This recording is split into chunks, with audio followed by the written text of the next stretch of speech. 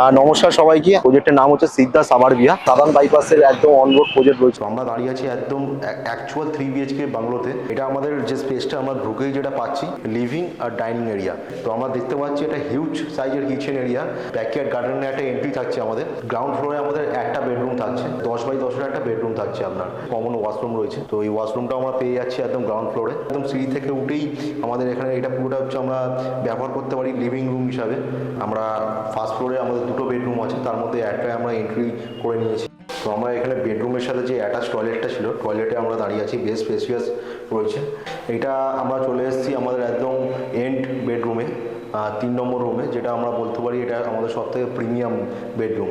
এটা আমাদের ব্যালকনি রয়েছে বেডরুমের সাথে অ্যাটাচ। এটা দেখছি আমরা এই বেডরুমের সাথে অ্যাটাচ টয়লেট রয়েছে। 3 BHK বাংলো রুফটপে চলে এসেছি, একদম রুফটপেও আমরা একটা টয়লেট দিচ্ছি।